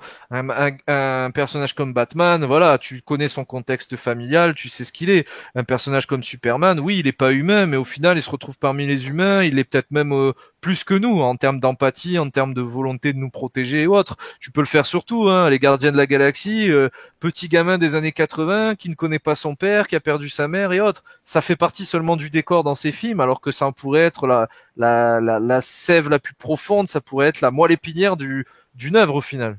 Mais Oh, ça, je suis allé un peu dans le cliché. Ça, oui, je m'en excuse. C'était juste pour vraiment donner un exemple cliché. Voilà, en tout cas, c'était la volonté du film de Annihilation de vraiment nous montrer ça, quoi. Enfin, on peut pas faire plus métaphorique et appuyé à la fois que ce film. Enfin, je trouve. Hein. Ouais, c'est clair même. Enfin, je veux dire. Et tant mieux, c'est un parti pris, c'est une volonté, comme on l'a dit sur Netflix, les mecs font des films qui leur ressemblent avec des qualités, des défauts, mais au moins ça ressemble. On sent, enfin, j'ai pas l'impression de voir un studio qui dit bon, par contre là tu me mets ça. Alors ça a peut-être été le cas. Hein, là, je fais de la science-fiction à mon niveau, mais j'ai pas l'impression. Bon, par contre, tu vas me mettre un peu de minorité, tu vas me mettre un message féministe bien appuyé parce que c'est la mode, tu vas me mettre des blagues rigolotes parce que dès qu'il y a une situation un peu sérieuse, il faut vraiment désamorcer ça tout de suite. Non, et ça marche très bien. Hein, je suis pas en train de critiquer la méthode. Hein, ça peut être très très bien. Hein, mais voilà, en tout cas, le mec, il a fait son film. Voilà, j'ai vu son film. J'ai vraiment cette impression-là, en tout cas. Mais je trouve ça intéressant et en même temps triste d'une certaine manière, la manière dont ça a été récupéré par Netflix, Paramount, parce que auparavant, il y avait The Cloverfield Paradox, Oui, sur lequel on n'est pas, on n'est pas d'accord, clairement. mais voilà, mais qui a été récupéré aussi parce que apparemment ne savait pas comment le vendre. Là, c'est la même chose ici suite à des projections test, sauf que la qualité y est meilleure. Là, ça, on est tous les deux d'accord là-dessus. Ouais. Mais et donc c'est intéressant en même temps, c'est dommage parce que intéressant, ça fait, je vais dire Netflix poubelle des studios. Non, parce que si c'est une poubelle comme ça, excuse-moi, mais alors la qualité des déchets est magnifique. Mais Ouais. on est vraiment dans. J'aurais bien voulu vivre ça sur 3 Alors, écrans. Quand tu moi, je vois, pense pas que ce soit une poubelle, juste pour reprendre, excuse-moi de te couper. Je oui, pense pas que ce soit une perm- poubelle, mais je pense que du point de vue des producteurs, parce que je me suis posé la question, je me dis, en quoi les mecs peuvent penser que ce film, il peut sortir aux États-Unis au cinéma, mais genre en Europe et en France particulièrement ou dans d'autres pays, bah, ça va pas passer. Et Bah, je me c'est les dis que critiques qui étaient mauvaises aussi. c'est tout simplement, c'est peut-être ça, mais ils font aussi un calcul de risque à se dire que est-ce que ce film, si je fais l'effort d'investir pour qu'il sorte dans des cinémas, ce qu'il va me rapporter? Oui, mais Est-ce que c'est ça. quelque part, il ne me rapporterait pas plus si je le vendais à Netflix avec un casting assez intéressant, ce dont Netflix n'a pas forcément systématiquement l'habitude, parce que c'est quand même, on va pas se cacher, quand même rare des gros films sur Netflix avec des gros acteurs. T'en as souvent un, pas plus, tu vois. Mhm. Et voilà, est-ce que je me ferais pas plus d'argent à vendre mon film sur Netflix et il aurait peut-être même une meilleure diffusion que s'il était au cinéma, tu vois. Et Netflix, charognard numéro un, hein. Pas de souci, hein.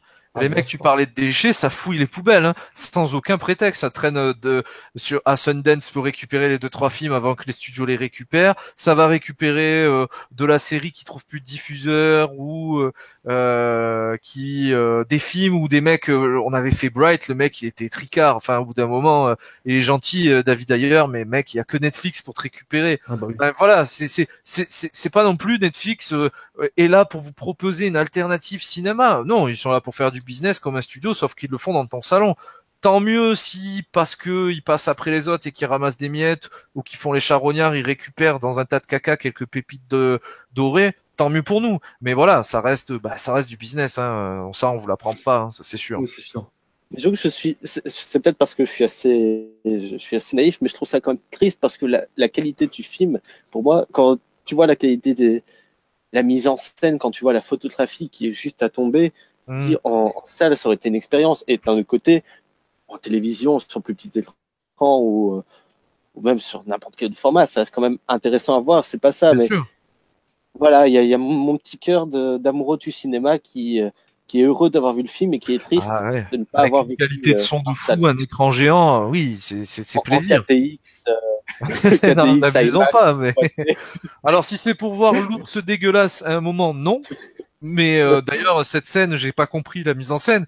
Enfin, si tu n'as pas des beaux effets spéciaux ou pas assez de pognon pour en faire, ben n'éclaire pas ta scène comme ça, de cette manière-là. Fais-la plus obscure. Mais ce qui est drôle, c'est que la première apparition de l'ours, bah, elle est très brève, c'est dans le noir, et du coup, bah, tu te dis, bah, tu sais qu'ils ont pas les moyens de faire un truc de fou. Donc, ils le montrent pas, et limite, c'est mieux comme ça, tu vois. Limite, la meuf n'aurait pas dit, il s'est fait emporter par un ours, je crois. Tu vois, il me semble qu'elle dit ça dans le film, hein. Toi, la scène, c'est tellement bref que tu vois une grosse tête arriver, la choper, et elle s'envole, la nana, tu vois. Donc, Alors, bon. oh, désolé Andy, je sais pas si Non, je je t'ai t'en prie, coupé. je t'en prie. Alors maintenant, la théorie mauvaise foi pour défendre le film, c'est l'atmosphère du miroitement qui a affecté les effets spéciaux et qui rend le tout assez déshumanisé, numérique, alors qu'en fait c'est crédible. Donc c'est une intention de l'auteur de pas faire ça super bien pour pouvoir te faire dire, mon Dieu, mais c'est pas super bien. Est-ce que ça a été affecté par l'ADN? Voilà, Là, c'est la théorie. tu le défends trop. Tu le- Voilà, c'était la théorie. What the fuck. Bref, plus de sérieux. Au niveau de la musique, qu'est-ce que vous en avez pensé? Je te laisse parler, Lia, tout d'abord. Merci. Je sais pas si je parlerais vraiment de musique, mais plus d'ambiance musicale. Parce qu'il y a je vais séparer vite fait, mais tu as une plus grosse partie où c'est, j'allais dire des chansons, mais on a un côté presque calme, quelque chose, musique plus traditionnelle, je veux dire, à la guitare, etc. Je suis très mauvais pour parler musique, je suis désolé, mais j'espère que vous voyez ce que je veux dire. Et la dernière partie, au climax, c'est plus organique, c'est quelque chose plus différent dès que tu es mis face à la créature, c'est quelque chose d'autre dans la musique qui te permet comme si la musique elle-même était affectée par l'univers, par l'univers qui était représenté. J'espère que je me suis fait comprendre. J'ai l'impression de dire c'est de n'importe quoi. l'atmosphère, c'est de l'ambiance sonore, c'est des sonorités un peu étranges, familières mais un peu bizarres aussi en même temps. Enfin ouais. Voilà, ça appuie la mise en scène, ça appuie ce qui est raconté, ça ne prend pas le dessus. Finalement, c'est peut-être pas le genre que tu te rappelleras le plus, même si je suis toujours marqué par la scène de naissance de la créature et son atmosphère sonore, mais ça aide encore une fois au récit, pour moi. Moi, je suis pas marqué par la scène de naissance, mais la scène de fécondation du vagin lumineux, parce que c'est clairement ça. Hein. Oui, Oui, C'est voilà. un vagin lumineux, un ovaire lumineux, je peux dire, un ovule lumineux. Je peux le tourner comme ça pour être plus sympa. Fécondé par du sang. Du coup, alors, il y a même un truc qui m'a dérangé, c'est limite la scène, c'est il y a son sang qui sort de son œil ou d'en dessous son œil, des pores de la peau, tu sais pas trop comment. ouais. Elle n'est pas coupée, mais le sang sort quand même. Quand j'ai vu la scène la première fois, je me suis dit, mais pourquoi, mais d'où ça sort? Et en réfléchissant, je me dis, est-ce que c'est quelque part, c'est pas une volonté de son corps, de son corps transformé, tu vois, de sa biologie interne transformée, d'aller féconder cet ovule, tu vois. Parce que c'est pas elle, Ouais, tu vois. je Tu vois ce vois. que je veux dire? Est-ce que sont quelque part ces atomes, ces organes n'auraient pas une volonté propre à eux, tu vois, vu qu'ils peuvent se mouvoir seuls, tu vois. Moi, j'avais plus l'impression, dans ma théorie, que c'était plus la chaleur de l'organisme, enfin l'aspect de l'organisme qui s'en dégage, qui amène à la goutte de sang. Pas tant que ça touche son corps à elle, que ça soit la volonté du corps même, mais la volonté de Oui, bien sûr, l'ovule. bien sûr. On appelle ça l'ovule comme si c'était un ovule, mais ouais, c'est Ouais. vrai que moi, clairement, ça m'a fait penser. Je dis, mais elle est devant un vagin lumineux, en fait. Enfin, non, mais c'est ça. Pour Et moi, je c'est ça. pense que c'est sur des choses comme ça que tu peux perdre aussi certaines personnes qui vont trouver ça. Ouais, bon, on a compris, c'est un peu Oui, bah peut-être oui. un peu trop appuyé. Ok, ça va.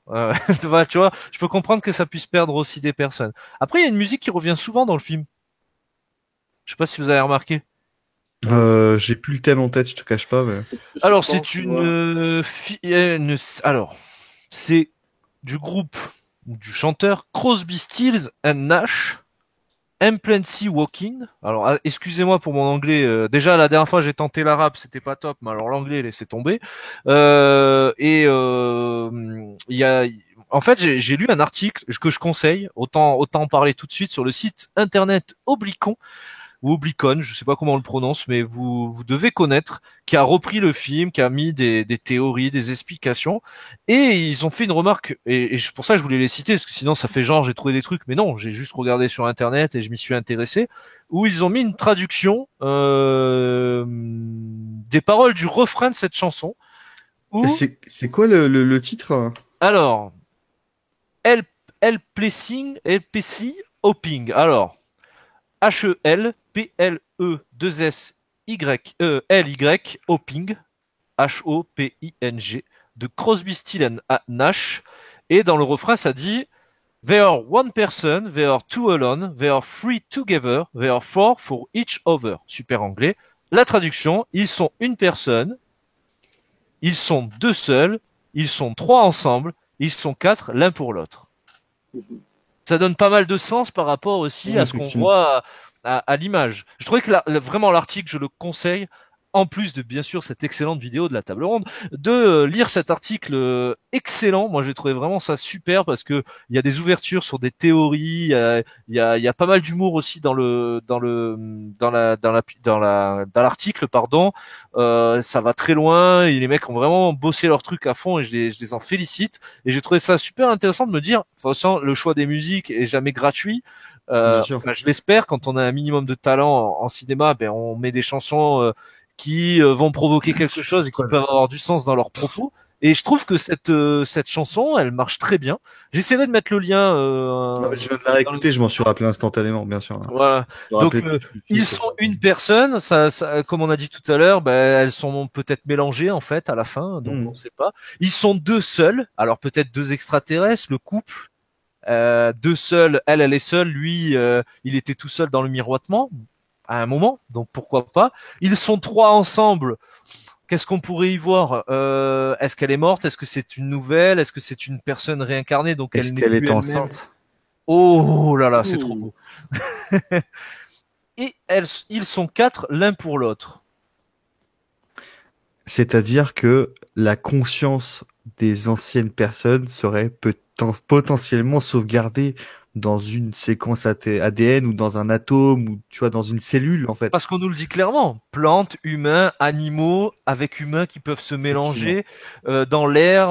Elle, c'est une biologiste, elle en parle. On voit un espèce de requin, alligator. Enfin, vous m'avez compris. À un moment, c'est une très jolie image, un peu suspendue dans le temps, quand on voit ces deux espèces de d'antilopes ou de rennes ou de fans, je sais pas ce que c'est, avec des espèces de bois un peu fleuris et colorés. Là aussi, c'est plutôt joli d'ailleurs, c'est un très beau plan. Je crois qu'on le voit dans la bande-annonce, on en profiter pour le mettre. Donc je trouve que bon, l'article, encore une fois, je le conseille vivement, il est juste excellent. Et quand tu repenses à cette chanson, on l'entend plusieurs fois, c'est pas gratuit. C'est pas parce que le mec il aime bien, enfin tu vois, heureusement qu'il aimait pas Despacito, mais dans l'idée voilà quoi, je trouve que c'est plutôt intelligent, ça rejoint, ça nourrit les théories, ça nourrit le film et la réflexion du spectateur. Donc franchement, même sur ça, je suis plutôt convaincu quoi. Enfin bravo. Après, heureusement que tu as reparlé de la musique, parce que moi je m'en serais pas rappelé, parce que le film, ça fait un moment, je me suis pas replongé dedans avant le débat, mais il est vrai que la musique, elle est plutôt marquante dans le film et je Oui, on comprends l'entend très vite qu'elle plusieurs a un fois. sens.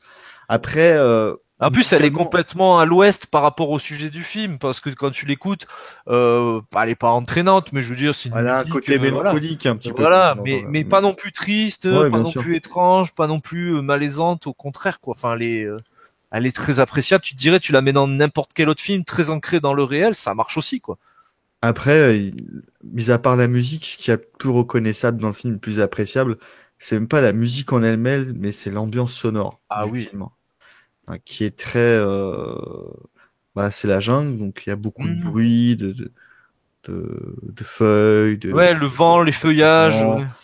Ça rajoute à d'animaux que l'étrange tu peux quoi. entendre exactement, d'animaux, des cris d'animaux. Mhm. Alors, je sais pas s'il y a eu un travail là-dessus, mais c'est vrai qu'il y a des bruits d'animaux, en fait, ça doit être transformé. En fait, ça t'est familier, mais c'est clairement inconnu, tu vois, c'est clairement bizarre, tu vois.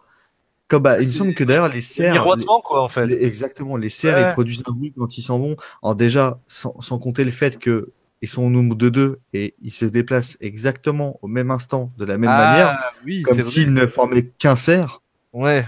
tu vois. Ils sont deux seuls, Euh, comme ma parole. Deux chansons. Effectivement. Et en fait, et du coup, ça me fait penser à un truc que je vais racheter après. Donc, du coup, ouais, musicalement, l'ambiance sonore, elle est assez sympa. Et en fait, je viens de penser à un truc, mais en fait, c'est carrément évident. Le côté miroitement, ça me fait penser à un jouet de gosse. Tu sais, ces lunettes à 1000 facettes, là, quand tu les mets, tu vois ou pas? Les lunettes où tu vois, tu t'enfiles les lunettes et ou même c'était juste un œil où tu regardais dedans et t'as 1000 facettes, donc t'as 1000 reflets Ah, de les ce que tu regardes. kaléidoscopes. Mhm. Exactement, un Hmm. kaléidoscope, mais avec comment on appelle ça? Ce côté un peu avec le reflet de couleurs primaires, Hmm. c'est-à-dire les couleurs de l'arc-en-ciel, tout ça, tu vois. Donc C'est un peu c'est hypnotique, un peu, ouais. exactement, exactement. Là, il y a un peu de ça. De toute façon, c'est des couleurs. Même le miroitement en lui-même, une espèce de voile. À la fois, tu as l'impression de voir à travers, mais tu comprends pas grand-chose. Tu as l'impression que tu peux pas pénétrer à l'intérieur, mais en fait, oui. Ouais, ouais, non, il y a beaucoup de cohérence dedans. Hein. On peut pas dire que le mec, il a pas réfléchi son bordel. Hein. Parfois, comme je l'ai dit tout à l'heure, la constitution de l'équipe, je la trouve vraiment désastreuse. Le fait de dire, on commence le film, la meuf elle raconte, même si ça peut être rattrapé par la fin, ouais, limite tu le faisais pas, ça entretenait un peu le mystère et ça marchait très bien aussi à la fin avec une belle surprise. Les petits flashbacks, enfin j'avais lu quelques avis où les gens semblaient être un peu dérangés par ça. Enfin c'est extrêmement limpide et tu comprends. Enfin je veux dire il y a rien de choquant. Au pire tu te trompes un peu de temporalité, c'est pas choquant et ça te gâche pas la compréhension du film que je trouve extrêmement compréhensible au final quoi. À part peut-être la fin qui peut permettre de divaguer, d'aller un peu trop loin, ou au contraire de se dire est-ce que j'ai tout bien compris, enfin qui met un peu le doute, qui sème le doute, et je trouve ça génial quand ça fait ça. Moi, C'est après, pas, c'est pas juste est-ce que la toupie elle s'arrête ou pas, même si je trouve ça génial aussi. C'est que tu peux le nourrir de tes propres impressions, de tes propres sensations, de tes propres sentiments que t'as mis dans l'œuvre, et je trouve ça très bien, vraiment quoi. en même temps, ça fait tellement du bien de sortir d'un film et de ne pas savoir. Parce que actuellement, enfin, encore une fois, j'ai l'impression que je suis schématisé, mais Mmh. actuellement, on est face à un film et on en sort, c'est génial, c'est mauvais. Ouais, ouais, ouais. Je schématise, je suis vraiment désolé, mais ça Trop fait du bien aussi tranché en d'être fait, perdu. tu vois. C'est Oui, Ou c'est- tu peux juste, tu vois, avec le cas d'Inception, tu peux juste réfléchir et te dire que pendant tout le film, quand il essaye de voir ses enfants, même dans des rêves, il voit pas ouais. leur visage, et qu'à la fin, tu vois leur visage. Donc la seule solution pour qu'ils voient leur visage, c'est qu'ils les aient vus en vrai. Parce qu'ils se rappellent plus de leur visage. Ouais. Ouais, mais tu vois ce que je veux dire, c'est des espèces Oui, bah oui, je vois très bien. de trucs un peu. Ah, alors, tu l'as pas Ah, vu venir celui-là. c'est comme c'est comme la Terre dans Man of Steel, dans Batman v Superman, qui à la fin elle bouge un petit peu et tu sais pas si en fait Ah, il est toujours vivant ou pas. ah et que ouais, dans attends, Justice League, tu te attends, rends tu compte sais, j'ai pas qu'on vu s'en. Justice League, j'y crois toujours, hein, au fait qu'il soit mort. Non, je plaisante. Mais Ah, pour moi, il est mort, hein, déjà. Moi, dans Justice League, c'est juste un clone, c'est un clone, mais ouais, il est mort et le haut de sa bouche aussi, si j'ai ouais, bien c'est les compris. têtes à claque, c'est les têtes à Alors, claque. Il a le la twist de mâchoire Justice arrachée lui League, aussi, mais c'est autre chose, ouais. le twist de Justice League, c'est qu'on s'en battait les couilles. Ouais, c'est ça. On a quand même sur des débats, on part vraiment en sucette, Ah. les gars. On part vraiment Ouais, sur ouais. des sujets, références. Attends, la dernière fois quand même sur la forme de l'eau, c'était chaud. On est parti vraiment sur des trucs abusés. Jackie Michel, Franck Ribéry, Patrick Sébastien, Ouais, je ouais, me ouais. rappelle. Non, mais c'est un peu le miroitement aussi la table ronde. Hein. Tu sais pas, on part sur un film et tu sais pas où on finit. Hein. Ça, c'est possible. Hein. Mais il y a un point que j'aimerais souligner parce que j'ai fait mes petites recherches. Donc, la photographie donc j'ai vu 2 fois la photographie à chaque fois, ça m'a accroché. Et je viens de checker la page IMDb du monsieur et il s'occupe de la photographie du prochain Mission Impossible. Et ben, ça me donne encore plus envie étant donné la qualité de la direction photo, la lumière sur ce film. Vraiment, c'est. C'est lié, hein. On parlait de Superman, Mission Impossible, Oh oui, mais j'y ai même pas le pensé. moustache gate. Tout Moi, est je lié. dirais, en parlant de moustache, putain, c'est un truc de fou. Tu lis dans mes pensées, Anthony. En parlant de moustache gate, de miroitement, d'entremêlement de cellules, j'ai envie de parler d'entremêlement de cinéma parce que j'ai vu ça il y a pas longtemps et je viens de le revoir là parce que je suis en train de regarder le casting du film Annihilation et j'ai des petites pubs à côté. Saviez-vous que le prochain film Escobar avec Javier Bardem a Oui. pour producteur Danny Boone? Quoi? Non. Danny Boone Non, c'est le est miroitement, les producteur gars. exécutif sur Eh ben, Escobar. bravo à lui. S'il arrive à faire un truc bien et être un beau producteur, ben pourquoi pas. Voilà. Bah voilà, là tu viens de Danny me Boone, faire penser à producteur Nathalie Portman. exécutif, big up à Danny Boone, voilà. Danny Boone, Voilà, lâche un like, sois sympa. Fais pas ta pute. Fais pas- Euh, tu viens de me faire penser à Nathalie Portman quand elle dit, Non, mais mais ça m'a surpris, quoi. c'est la même branche, mais ce sont des fleurs différentes. oui, c'est ça, c'est C'est exactement totalement ça. ça, quoi. C'est sûr, ça s'est C'est entremêlé et tout. bien dit, bien trouvé. Est-ce qu'on rajoute quelque chose sur le film ou on clôture tout doucement le débat sans s'autodétruire, Je pense qu'on. sans cette annihilation qu'on Je pourrait pense faire? qu'on Ah, pourrait même fusionner à la fin pour donner une seule et même note. Qu'en pensez-vous? Oh, bon, je vais rien dire parce que non, si mais je fais une blague, je vais finir en cellule. oh, allez, bon. Bah du coup, tu commences, mon cher Liam. Ah, Elle était Bernal. téléphonée, ta blague, un peu, Liam, hein. Je t'appellerai sur ton cellulaire. Attends, Liam, c'est quand même le seul mec. Après, peut-être qu'en Belgique, c'est comme ça qui dit le GSM. Ah non, Ah, en le Belgique, GSM. c'est comme ça. Oh oui, Ouais, c'est ouais. vrai. Pendant quelques secondes, j'ai oublié que vous étiez français Eh et que j'étais belge, mais eh oui. pourtant on est sur la même branche. Euh, C'est le miroitement de la francophonie, ça. Voilà. voilà. Bon, allez, je t'en Bon, prie. alors, Petite conclusion sur Annihilation de Alex Garland, ou Garland, comme je l'ai dit, comme un bon français. eh bien, Annihilation, tout simplement. Bah, c'est simple, ce film.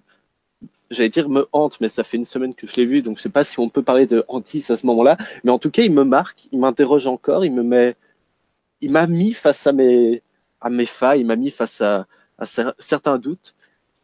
Je pense qu'il aurait pu être il y a plusieurs choses qui auraient pu être changées, ça aurait pu être encore mieux, encore meilleur, ça va aller. Je perds mon français, mais en tout cas, pour moi, c'est une expérience à vivre, même sur Netflix. Il faut profiter. Alors, je vais mettre 42 sur 20. Je déconne tout de suite.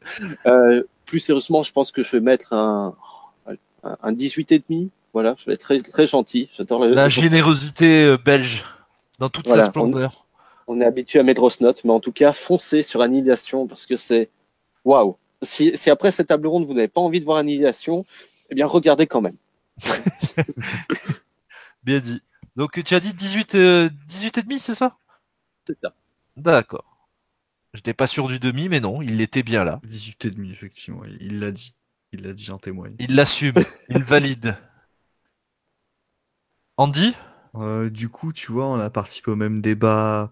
On fait partie mi-moitement, et donc c'est pour ça que j'ai pas donné la même note, pardon, parce que tu vois, comme tu l'as dit, sur une même plante, une même branche, il peut y avoir plusieurs fleurs.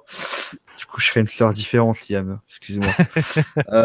Non, le film, je l'ai plutôt apprécié, effectivement. Visuellement, il est pas mal. La photo est pas mal, surtout. Je dirais que niveau FX, ça laisse un peu à désirer. Par contre, c'est un peu le bémol du film. Heureusement qu'il n'y en a pas énormément non plus.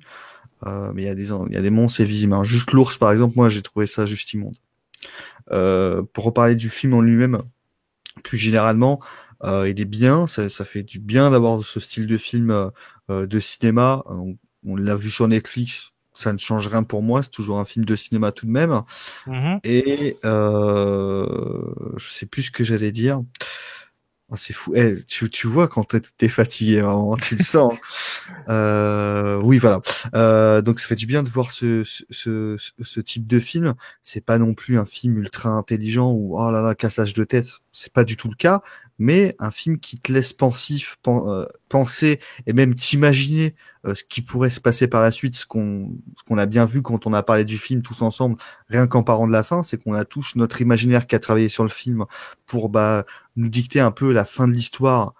Donc c'est plutôt intéressant, un peu la manière de quand tu lis un livre en fait. Tu lis un livre, tu t'imagines un univers, et donc je trouve que là-dessus le film il est assez sympathique de finir là-dessus et de pas te donner une fin fermée.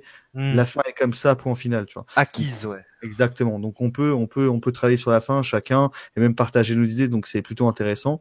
Moi les deux seuls reproches que je ferais au film, c'est par moment il est relativement, même extrêmement lent. Pas trop de rythme. C'est un petit peu dommage, même si bon, il y a des moments c'est justifié parce que faut qu'on appuie certains moments lents pour te montrer très lentement qu'est-ce qui se passe, etc. Mais il y a d'autres moments où vraiment c'était long pour moi. Et le début que je trouve complètement vraiment chaotique. Le début c'est vraiment SOS fantôme. C'était vraiment non vraiment. C'est genre salut les copines, hein, on se connaît pas, on est ensemble, allez on part chasser les fantômes. Voilà, c'est un peu ça. Donc c'est dommage. Et pour ma part, donc j'ai pas mal apprécié le film et je lui mets la note de 15 sur 20. 15 sur 20 pour Andy. Moi, je veux vous rejoindre forcément sur pas mal de points. Je suis assez d'accord avec les défauts que tu évoques, Andy.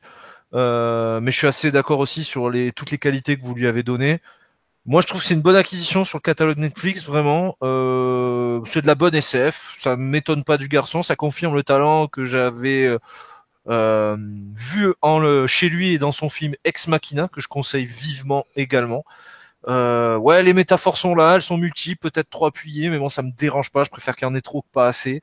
Les visuels, c'est plus que correct. Il y a un certain onirisme, c'est plutôt évocateur. En tout cas, chez moi, ça évoque beaucoup de trucs. Ça me fait pas mal réfléchir. Pourtant, je suis loin d'être dépressif, avec des difficultés et autres. Mais bon, mine de rien, ça fait réfléchir sur sa propre humanité. Donc, c'est de la bonne SF, pour moi, en tout cas.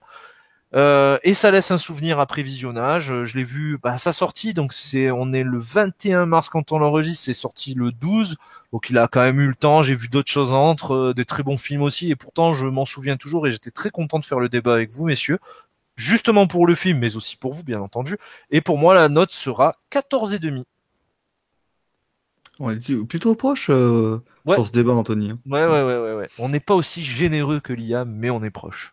Non, mais moi, je suis oui. la créature sci-fi, là. J'ai trop de dents et trop de notes à donner. Tout le monde ne peut pas s'appeler Jean-Marc, Anthony, qu'est-ce que tu veux? Ouais, on fait comme on peut. Mais en Jean-Marc, attendant, si tu es Jean-Marc une... généreux. Ouais, ouais. Je t'ai obligé d'expliquer. Non, mais on connaît La ton talent fatigue, en faut que termes je la dise. de Pardonnez-moi. blagues. Alors, si tu es une créature, Liam, est-ce que tu as la possibilité d'absorber les gens et d'imiter leur voix? Je peux essayer, oui, attends. Alors, je vais te veux laisser. Est-ce que tu peux au hasard m'imiter, je sais pas, au hasard, Schwarzenegger, par exemple? Attends, laisse-moi... Voilà. Pour participer à la table ronde, ça se passe sur la page Facebook et Twitter. Vous cliquez sur le lien du Doodle et vous renseignez les dates et les horaires proposés auxquels vous êtes disponible en précisant votre prénom et votre adresse mail. Si vous n'avez jamais participé à la table ronde, envoyez en parallèle un mail à latableronde20@gmail.com avec l'objet « Candidature » dans lequel vous nous montrez votre motivation. Donc abonne-toi et je te fais un bisou. C'était donc le débat sur Annihilation. Annihilation, c'est quand même plus joli, putain. J'espère que ça vous a plu. Très content de discuter avec vous, messieurs, surtout qu'on se les réserve pour nous, ces petits débats Netflix, et c'est toujours agréable. On espère que ça vous a plu. N'hésitez pas à nous donner vos impressions sur le débat, mais surtout sur le film. C'est toujours important d'avoir vos retours. Qu'est-ce que vous en avez pensé, notamment sur la fin. Là, si on peut pas discuter ensemble de ça, je pense que on passe à côté de quelque chose. Donnez-nous notre avis. Est-ce que vous êtes plutôt Team Andy avec le personnage est devenu un extraterrestre, ou alors Team Reste du Monde que je constitue avec Liam sur le côté c'est elle, mais c'est pas complètement elle, et voilà. Quelque part, on se rejoint un petit peu, hein, parce que moi, je dis, le personnage est un extraterrestre ou est devenu un extraterrestre. Tu Ouais, vois mélange des deux. Exactement. Et ça reste plus intéressant que Civil War. Est-elle un rejeton de vagin lumineux? Voilà, c'est la question du soir. On vous laisse sur ça. On vous dit à bientôt pour un prochain débat, que ce soit un film en salle ou un film sur Netflix. Ça reste des films, ça reste du cinéma, et on vous dit à bientôt à la table ronde. Ciao, ciao, et bisous. Ciao, ciao. Salut. Mais on parlait de dépression, mais je vais vous avouer qu'il y a quelque temps, j'ai vécu une phase assez difficile et que j'ai voulu atteindre un certain cap, et d'affilée j'ai décidé de regarder les nouvelles aventures d'Aladin et pourquoi j'ai pas mangé mon père. Heureusement, mes parents sont arrivés après 10 minutes. Pourquoi j'ai pas mangé mon père alors que j'étais en pleine crise. Ils m'ont amené à l'hôpital, et donc si jamais les enfants, ne faites pas ça chez vous. Ce n'est pas bien de regarder ces Don't try films. this home. Voilà. Faites-le entouré d'adultes expérimentés. Moi j'ai mon verre de vin, j'ai le micro qui est prêt. Je vais le prendre mal, Liam. Quoi? Je vais le prendre mal, c'est la légion du verre Oh de oui, vin. si. Eh oui. T'as deux doigts de nous faire un rap, mec. Déconne pas. Un petit coucou à Nicolas, quand tu nous écouteras. Tu seras en slip devant ton ordi. On te connaît, hein. On sait comment t'es. Voilà, après une petite séance sur X-Hamster. Voilà. Hein. L'hamster le plus célèbre du monde.